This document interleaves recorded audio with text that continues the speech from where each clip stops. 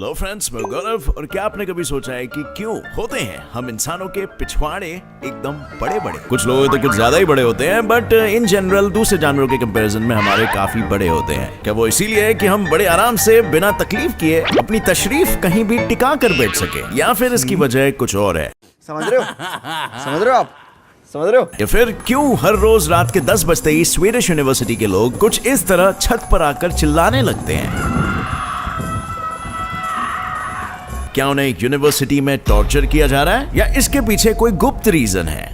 Reason क्या है मैं आपको बताने वाला हूँ, लेकिन इससे पहले मुझे ये भी बताओ कि कौन सी है वो स्कूल जहाँ पर आईडी कार्ड्स कुछ इस तरह से छापे जाते हैं, या फिर ऐसी कौन सी घटना हुई थी जिसके बाद से यूएस कोर्ट्स में डॉग्स को विक्टिम्स के साथ कटघरे में खड़ा करना शुरू कर दिया। मतलब कुत्तों को विक्टिम्स के साथ कोर्ट में कटघरे में खड़े करना। सवाल तो बहुत पूछ लिए और जवाब बहुत ही इंटरेस्टिंग है, तो ज्यादा देरी नहीं करते हुए let us get on with today's fact की बातें। Number 1, dogs in the court. क्या आपको पता है यूएस में मुकदमे के वक्त कोर्ट में कुत्तों को सपोर्ट के लिए खड़ा किया जाता है?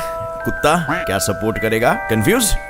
Late me tell you a story. ये ना सन 2011 की बात है, जब कोर्ट में बहुत ही टेंस सा माहौल चल रहा था, जहां पर एक 15 साल की लड़की जो 4 सालों से सेक्सुअल अब्यूज की विक्टिम थी, उसे विटनेस बॉक्स में खड़ा किया गया था और लॉयर ने उसे उस आदमी की तरफ पॉइंट करने को कहा जो उसका अपराधी था। पर बेचारी लड़की डर के मारे फ्रीज सी हो गई। लेकिन तभी अचानक से लड़की के पास एक फरी सा कुत्ता आया, जिससे लड़की को इमोशनल सपोर्ट मिला, और ना सिर्फ उसका डर कम हुआ बल्कि वो काफी रिलैक्स्ड हो गई। और फिर से पूछे जाने पर उसने दोषी के तरफ अपना इशारा साफ साफ लगाया, और उसके बाद ही दोषी को 25 साल की लंबी सजा मिल पाई। तो अब समझे भाई लोग, ये कोर्ट में डॉग्स को लाकर इमोशनल सपोर्ट देने वाली प्रैक्टिस कुछ मिड 1990 से चलती आ रही है, और इसके लिए बकायदा कुत्तों को ट्रेन किया जाता है ताकि वो कोर्ट को डिस्टर्ब ना करे और बिना भौंके आउट ऑफ कंट्रोल हुए चुपचाप वो अब्यूज बच्चों को, वल्नरेबल विक्टिम्स को अपनी प्रेजेंस से support they. As you know, if you have a dog around you, your body releases all those positive neurochemicals जो आपको अच्छा फील कराता है और आपको मॉरल सपोर्ट देता है। नंबर 2, पोलर बेयर की जेल। अब फ्रेंड्स, आपने इंसानों के जेल के बारे में तो सुना ही होगा, लेकिन क्या आपने कभी पोलर बेयर्स के जेल के बारे में सुना है?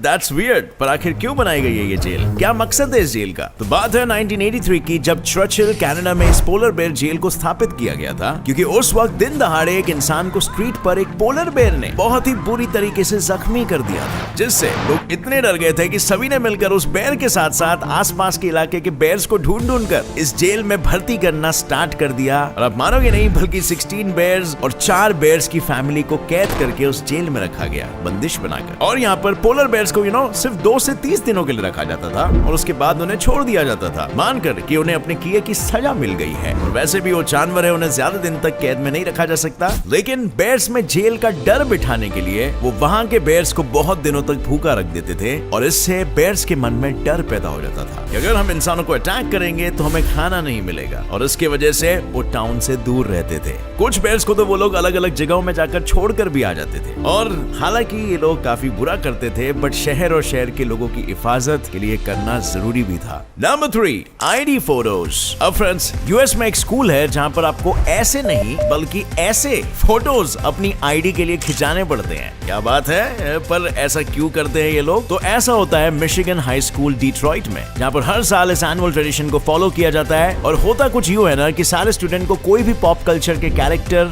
उठाकर उनके जैसे सेम टू सेम गेटअप करके फोटो खिंचानी होती है। अब नॉर्मली तो हमारे यहाँ पर एक फोटोग्राफर आता है, पीछे लाल पर्दा लगाता है और फोटो खींच के निकल जाता है, लेकिन मिशिगन हाई स्कूल में तो एक साल स्टूडेंट्स इस ट्रेडिशन को नेक्स्ट लेवल पर लेके गए, जहां पर कुछ लोगों ने बियॉन्से का गेटअप मार लिया, तो कुछ ने रेचल चू फ्रॉम क्रेजी रिच एशियंस का, और कुछ लोगों ने तो कार्टून कैरेक्टर्स का गेटअप करके फोटो खिंचाया। हर साल इस हाई स्कूल के स्टूडेंट्स अलग अलग गेटअप करके अपनी आईडीज को ट्विटर पे पोस्ट कर देते हैं, जिससे इन्हें हजारों में लाइक मिलते हैं और इनकी क्रिएटिविटी की काफी तारीफ की जाती है। अब इस ट्रेडिशन को कब और क्यों स्टार्ट किया गया था ये तो पता नहीं है, लेकिन काश हमारे यहाँ पर भी कुछ ऐसा कल्चर होता है ना, मजा ही आ जाता। अब फ्रेंड्स, आगे बढ़ने से पहले ये है बाइनोमो ऑनेस्ट ट्रेडिंग ऐप। ये एप्पल स्टोर और एंड्रॉइड दोनों में अवेलेबल है, और यहाँ पर बिग कंपनी जैसे गूगल और अमेजॉन के स्टॉक में आप इन्वेस्ट कर सकते हो। इसमें इनके स्टॉक्स की वैल्यू को फोकस करना होता है कि समय के हिसाब से इनकी वैल्यू इंक्रीज होगी या डिक्रीज होगी। देखो, जैसे कि मुझे अपने एक्सपीरियंस और स्किल से लग रहा है कि स्टॉक की वैल्यू इंक्रीज होगी, और इसीलिए मैंने 700 रुपीज का फोरकास्ट अप पे किया, और अब थोड़ा सा वेट करना होता है एंड यस, मेरा फोरकास्ट करेक्ट निकला। इस अमाउंट को हम इजीली 24 आवर्स के अंदर में अपने बैंक या पेटीएम में विड्रॉ कर सकते हैं और इसका मिनिमम डिपॉजिट 350 रुपीज है। हमारा प्रोमो कोड यूज करने पर आपका डिपॉजिट डबल हो जाएगा और मेरी डिस्क्रिप्शन लिंक से बायनमो डाउनलोड करने पर आपको मिलेंगे 65,000 रुपीज डेमो अकाउंट में, जिसे आप ट्रेडिंग प्रैक्टिस के लिए यूज कर सकते हो, डिफरेंट स्ट्रेटजीज ट्राई करने के लिए। सो देर किस बात की, go and download Binomo honest trading app, link is in the description. Number 4, खुद के पांव पर टट्टी। क्या आपको पता है अफ्रीका में ऐसे स्पीशीज के पक्षी है जो अपने ही पैरों पर टट्टी कर देते हैं? क्यों करता है रे तू ऐसा? ऐसा क्यों करते हैं भाई? Let's have a look. Meet shoebills, जो मोस्टली अफ्रीका में पाए जाते हैं और ये अपने पैरों पर इसीलिए टट्टी करते हैं ताकि and listen carefully, ताकि वो गर्म मौसम में अपने पैरों को ठंडा रख सके। What? Bro, what are you talking about, man? हाँ, बहुत सारे प्रकार के बर्ड्स इंक्लूडिंग शूबिल्स की टट्टी लिक्विड फॉर्म में होती है, यानी कि ये बर्ड्स फीसेस और यूरिन का मिक्सचर एक्सक्रीट करते हैं और जैसे ही ये टट्टी करते हैं तो टट्टी इनके पैरों को कवर कर लेती है और टट्टी में से लिक्विड गर्मी के कारण इवेपोरेट हो जाता है और इसके बाद इनके पैरों पर एक व्हाइट पाउडरी सब्सटेंस बन जाता है। वेल, आपने भी एक्सपीरियंस किया होगा, अगर कभी किसी पंछी ने आप पर पूप किया हो तो आपने देखा होगा कि वो सूखने के बाद पाउडरी सा हो जाता है और आपका दिन काफी लकी भी हो जाता है। और वेल, आपको तो पता ही होगा, व्हाइट कलर से सनलाइट रिफ्लेक्ट करती है जिसकी वजह से इनके पैर ठंडे रह पाते हैं। काफी विचित्र तरीका है मगर रिजल्ट देता है। झूठ लगता है तो ट्राई करके देख लो। नंबर 5, टॉयलेट से ज्यादा किया मैंगा के लिए पेपर यूज। अब फ्रेंड्स, अब मानोगे नहीं, जापान में टॉयलेट पेपर से भी ज्यादा पेपर मैंगा कॉमिक्स के लिए यूज किया जाता है। वेल, अब जो समझदार है वो समझ गए होंगे कि मैं किसकी बात कर रहा हूँ, लेकिन जिन्हें नहीं पता कि मैंगा क्या है तो उनको मैं बता दूं कि मैंगा जापान में बहुत ही पॉपुलर कॉमिक बुक्स और नॉवेल्स है जिनका ट्रेंड 19th सेंचुरी से जापान के लोगों में छाया हुआ है। और आप बिलीव नहीं करोगे, हर महीने मैंगा के 500 से भी ज्यादा कैटेगरीज के कॉमिक्स और नॉवेल्स यहाँ पर रिलीज किए जाते हैं। और अब जस्ट इमेजिन, इतने सारे कॉमिक्स और नॉवेल्स के लिए कितना ज्यादा पेपर लगेगा। ऑन द अदर हैंड, अगर हम टॉयलेट्स की बात करें तो जापान में ज्यादा करके टॉयलेट्स में बाइडेट्स इंस्टॉल्ड होते हैं। मतलब आप टॉयलेट सीट पर अपनी तशरीफ रखकर बैठोगे और काम खत्म होने के बाद एक बटन प्रेस करोगे और नीचे से पानी का फव्वारा आकर आपकी टट्टी को धो देगा। ये है एडवांस जापानीज टॉयलेट्स, जिसके बारे में हमने पहले भी बहुत बात की है और इस वजह से उन्हें टॉयलेट पेपर की ज्यादा जरूरत नहीं पड़ती और वो सारा का सारा पेपर मैंगा की कॉमिक्स बनाने में यूज किया जाता है। नंबर 6, एक सर्फिंग बिल्ला कुली।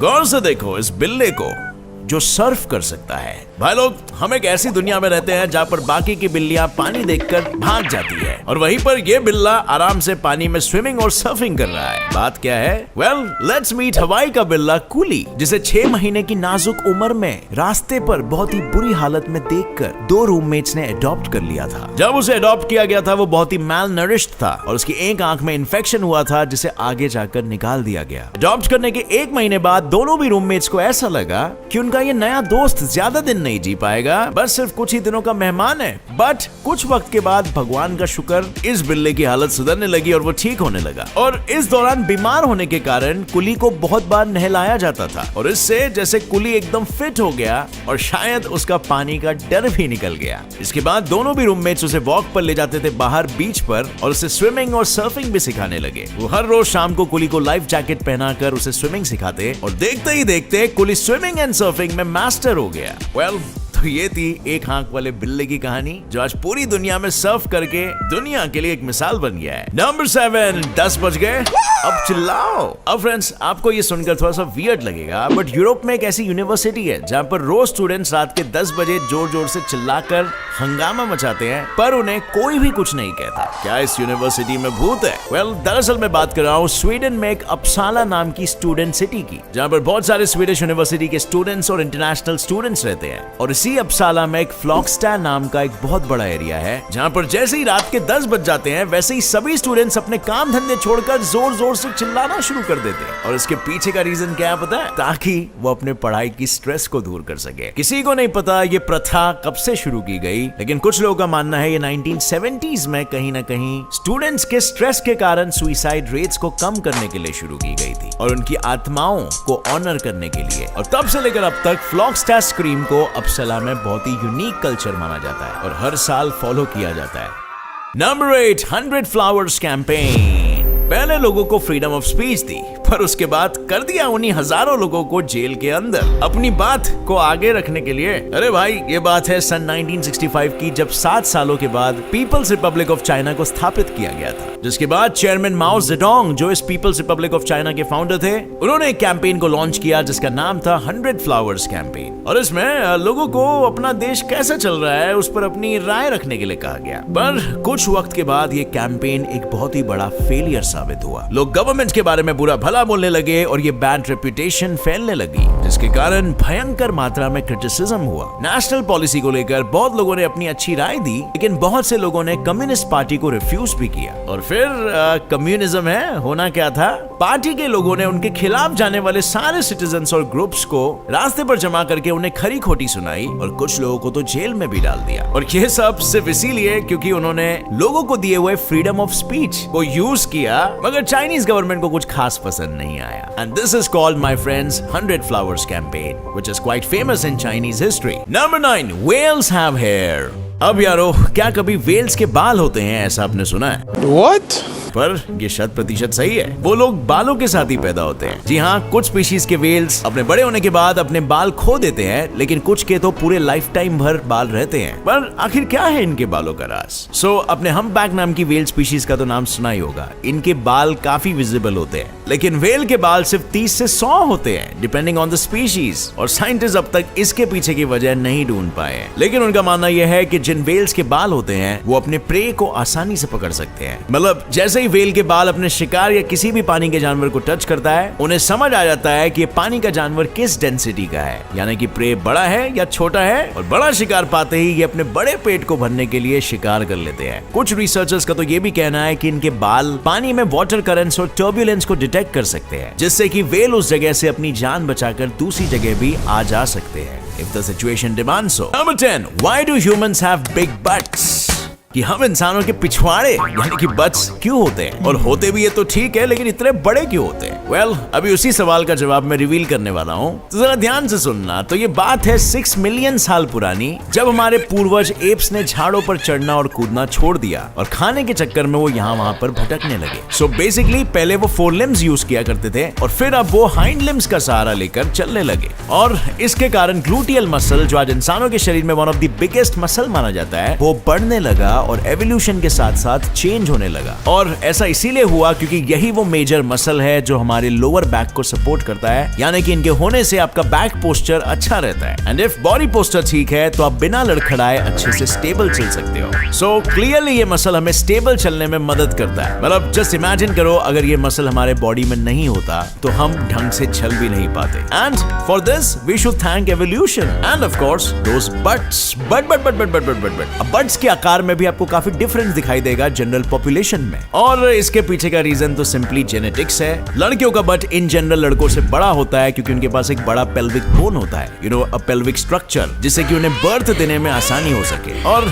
लड़कों को बर्थ देने की जरूरत नहीं पड़ती है, एटलीस्ट अभी तक। सो इसीलिए उनका स्ट्रक्चर थोड़ा सा नैरो होता है, बट फिर भी आपको ओकेजनली बड़े पिछवाड़े वाले लड़के भी दिख जाएंगे। And it goes down to the genetics after all. So friends, अब इतने सारे फैक्ट्स जानने के बाद आप डेफिनेटली पहले से थोड़े से ज्यादा स्मार्ट हो गए हो। तो मेरे एक सिंपल से सवाल का जवाब देके बताओ। ये एक पहेली है। धूप देख मैं आ जाऊं, छांव देख शर्मा जाऊं, जब हवा करे मुझे स्पर्श मैं उसमें समा जाऊं, बताओ क्या हूं मैं? Well, let us know your answer in the comment section. अगर जवाब सही रहेगा तो आपको मिलेगा मेरी तरफ से एक हार्ट, और अगर वीडियो आपको पसंद आई, कुछ भी नया सीखने मिला, तो एक लाइक जरूर ठोकना। Gets it fly fact channel को अभी सब्सक्राइब कर लो, नोटिफिकेशन बेल ऑन कर लेना, ऑल का ऑप्शन को सिलेक्ट करके, ताकि अब धीरे धीरे थोड़ी थोड़ी नॉलेज बढ़ाते रह सको every day. See you in another video filled with facts. Till then, as always, stay curious, keep learning and keep growing. Jai Hind.